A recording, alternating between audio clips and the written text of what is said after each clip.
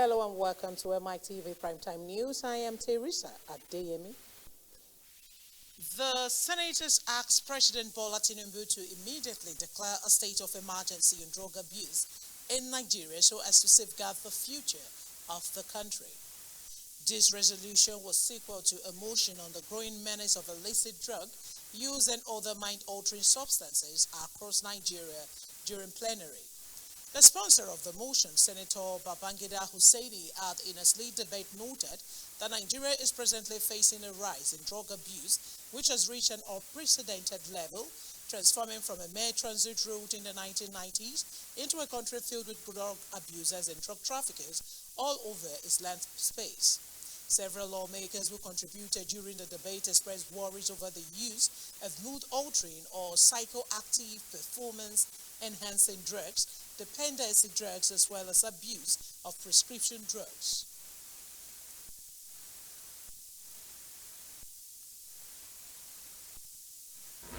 That unfortunately, the words of most of our elites are also affected.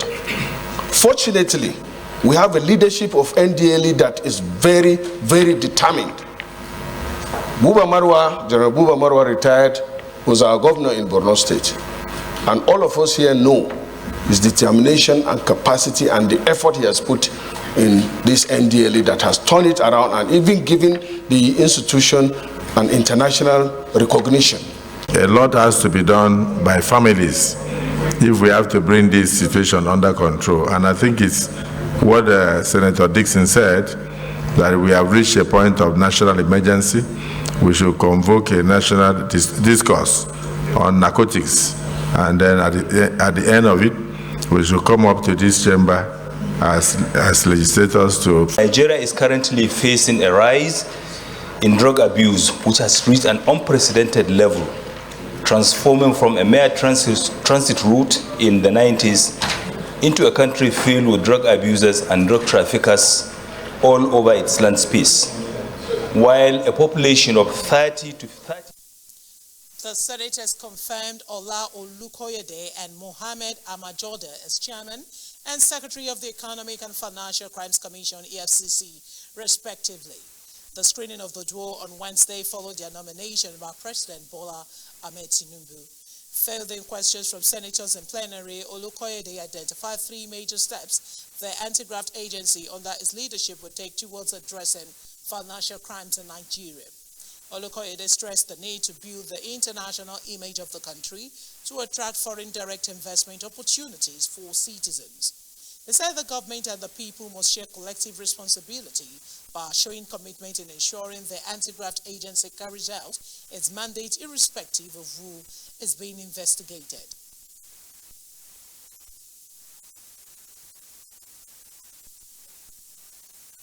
If I'm given the opportunity to be confirmed, one of the first things I'm going to do is to ensure that that MOU is executed so that will form a kind of working relationship between ICPC and EFCC, so that we'll be able to look, if ICPC is investigating someone using Nigeria taxpayers' money, why should I dissipate energy and resources to investigate if perhaps it's the same, the facts are similar?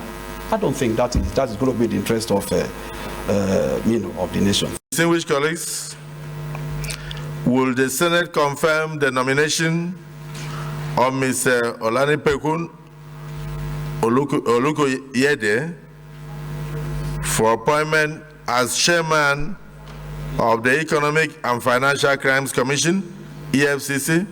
Those in favor say aye. Aye. Those against say nay. The ayes have it. The nomination of Mr. Ola Olukoyede is hereby confirmed as chairman of the Economic and Financial Crimes Commission, EFCC.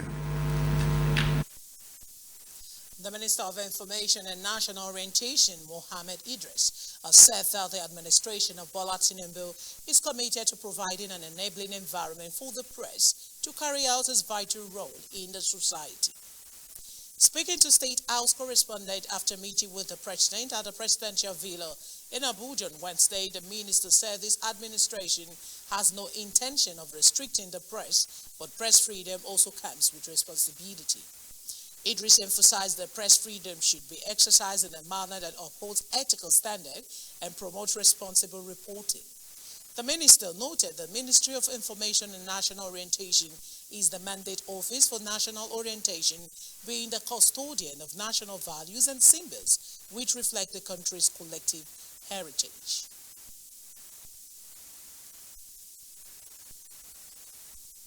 I went around all the 8 agencies under the Ministry of Information and National Orientation, and I went to charge them with the responsibility that Mr. President has given us to reset that sector, to make it more functional, so that once again we will have a very vibrant Ministry of Information and National Orientation.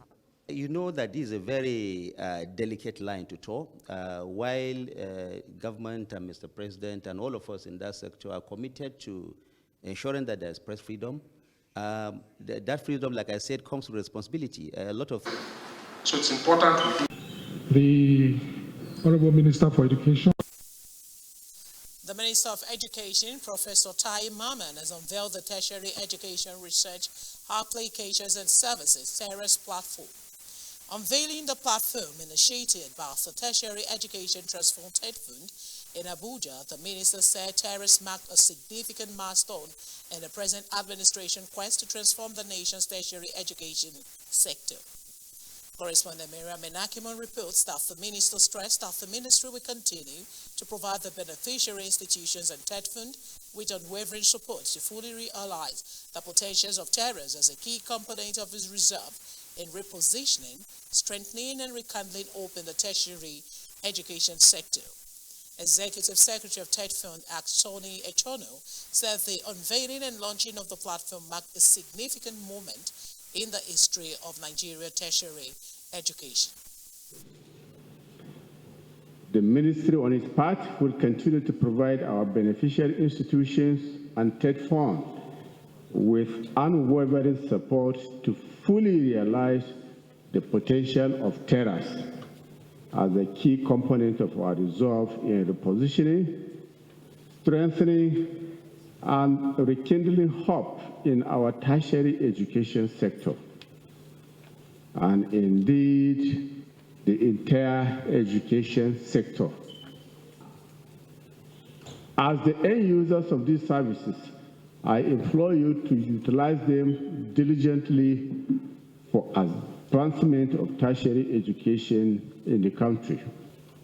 In continuation, the 2019-2020 ICT support provided funding for e-learning implementation. As of today, over 215 of our 253 beneficiary institutions are at various stages of completion in implementing this intervention. For this year, 2023, we released guidelines and commenced efforts to enhance online learning with the Blackboard system and increase capacity in communication skills for over 2 million staff and students.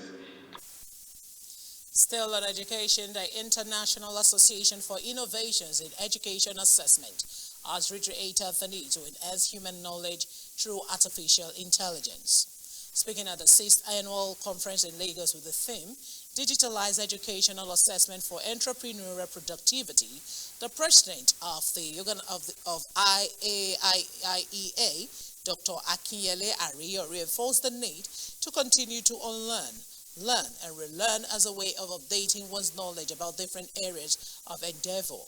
The Vice-Chancellor, Anchor University, Professor Samuel Oyebamidele, advocated development of skills that can determine the level of one's understanding of what has been taught rather than test of knowledge through traditional questions and answers method.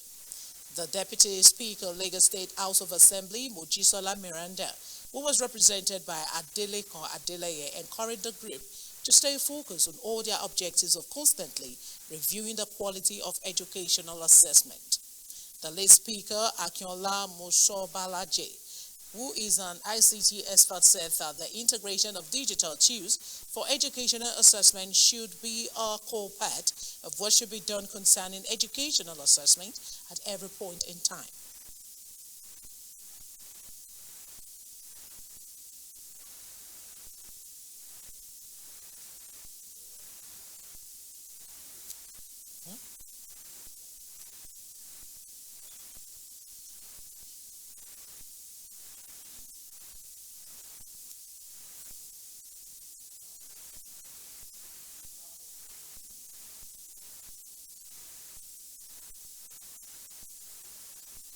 Lecturers, teachers alike must embrace this change. For entrepreneurial productivity, this conference will be an opportunity to unlearn, learn, and relearn as it always has been.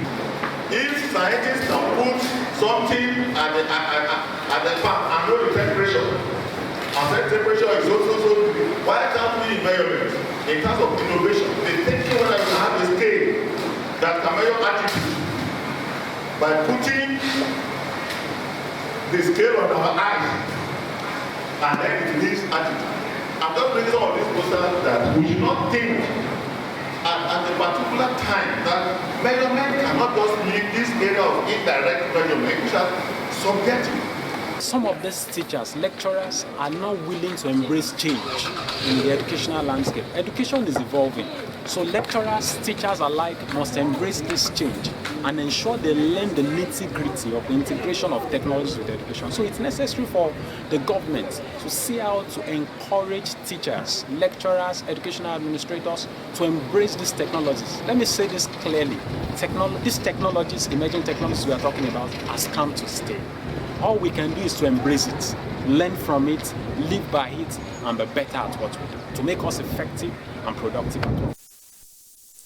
An ICT expert, engineer Idris Shogunle, has admonished young generations and prospective lovers of Python software learning to get a new book that can aid them in the learning of the software with ease. Engineer Shogunle, a software developer and founder of our Watt Group of Schools, explained at the public presentation of the book Python, Demystified, a beginner guide to Python language, has been produced to simplify all the area for easy learning.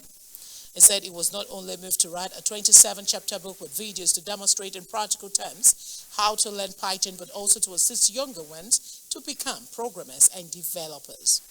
The keynote speaker and the chairman of the occasion, Professor A.J. Keshitu, applauded the author for deeming it fit to produce the book for Nigerians and Nigeria as a country.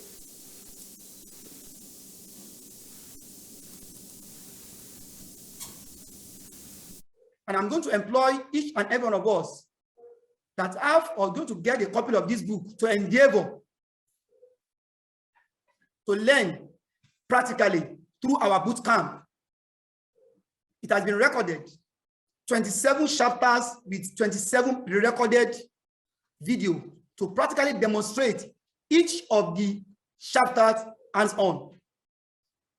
The benefit from this is it will assist professionals. It will assist those that are coming to the world of IT to do well in their journey, either as a web developer in the future, or a Python programmer, or a data analyst. There is nothing you cannot use Python to do. This is where the book shines. Well, Shogunle is a seasoned programmer and educator, and he has crafted a masterpiece that not only simplifies the complexities of Python, but also serves as a guiding light for beginners, leading them on a path of discovery and mastery.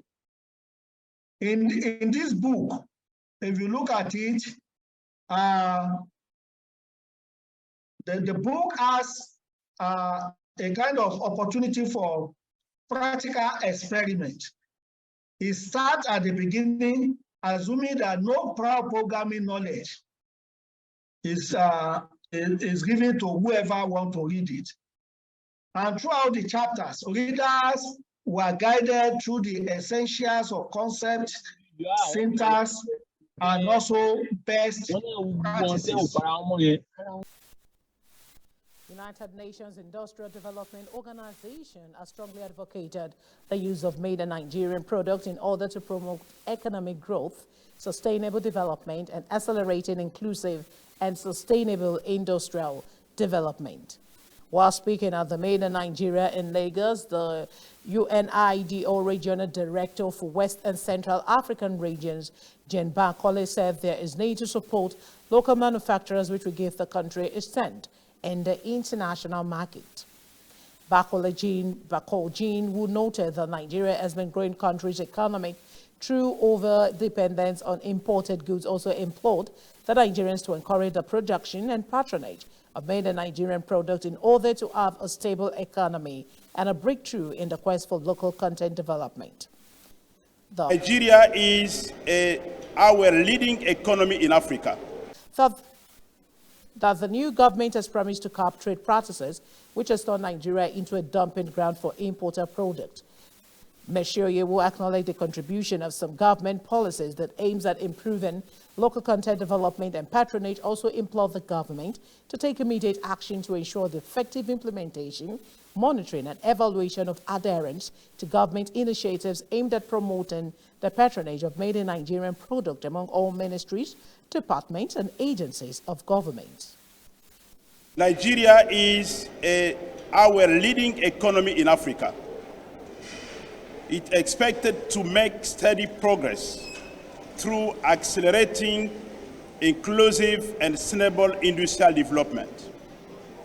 In order to achieve this and promote economic growth and sustainable development, we need to support manufacturers, SMEs, and in particular startups who are involved in producing made-in-Nigeria goods. Over the year, Nigeria has been growing other country economies through over-dependence on imported goods, especially those which have local substitutes. Yet, Nigeria can easily experience a breakthrough in the question for local content development and a stable, strong and advanced economy if Nigerians would like to encourage the product and patronize the made Nigeria product. We envision and anticipate a future in Nigeria where the government will designate a special day on the national calendar as Proudly Nigeria Day. On this proposed special day, all individuals and government ministries, departments and agencies will be encouraged to dress in made-in-Nigeria outfits and prioritize the purchase of products that are locally made. Such initiatives will serve as a catalyst to boost both the production and consumption of made-in-Nigeria. Governor Babajide Sanwo-Olu has performed the official groundbreaking ceremony of the $100 million Lagos Film City project at Ejinre Ekpe in the Lagos East Senatorial District. The Governor of Film City will create space for youth in the state and serve as a catalyst to provide jobs, stimulate growth and support the value chain of filmmaking. The Commissioner for Tourism, Arts and Culture, Toke Benson Awoyinka, said the Lagos Film City will be the biggest in Africa, both in content, acting, training, cinematography, and creativity, urging investors to partner the state on the initiative. For the Lagos Film City, we are laying the foundation to create a hub that will serve as a catalyst for innovation, as a catalyst for talent discovery, and as a catalyst for storytelling and excellence at the highest level in that industry. The Film City will be a testament to our own modest commitment to nurturing the earth and supporting the dreams and aspirations of all of you and several of you that are in this industry, filmmakers, actors, musicians, technicians, and all of you. A vision. Film City, under the fifth pillar of the theme's developmental agenda of this administration. It is my utmost belief by the time the Lagos Film City comes on stream, the spiral effect of the state profile as a tourist destination of choice, economy, employment, and other opportunities will be appreciated beyond the entertainment sector. I seek for your full cooperation with everyone and every organization that will be working on this project. There would be a cocktail of investors from film to hospitality to real estate as conceived by Mr. Governor. The Lagos Film City is your baby, Kabiyesi. It is for you to hold, to nurture, and to protect. The Lagos State government has assured the teeming youth in the state of jobs and business opportunities that will provide end meet for their living standard. The State Commissioner for Agriculture, Abisola Olusoye, who made the remarks at a one-day workshop on how to assess various job and business opportunities in Sanwo-Olu's Lagos, said youth should embrace farming and other chains of agricultural sector.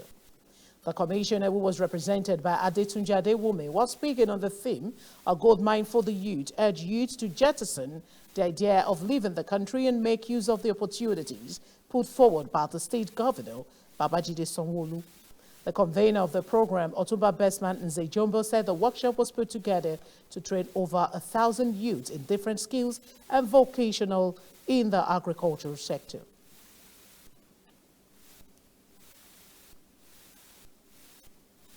Encouraging the youth to leave vices, to leave drugs, let them involve themselves in agricultural enterprise. They are going to make money and they are going to feed themselves, help their community, help their parents, develop the state and develop the nation. On the internet, they believe. Most things on the internet are fraud, there is a lie.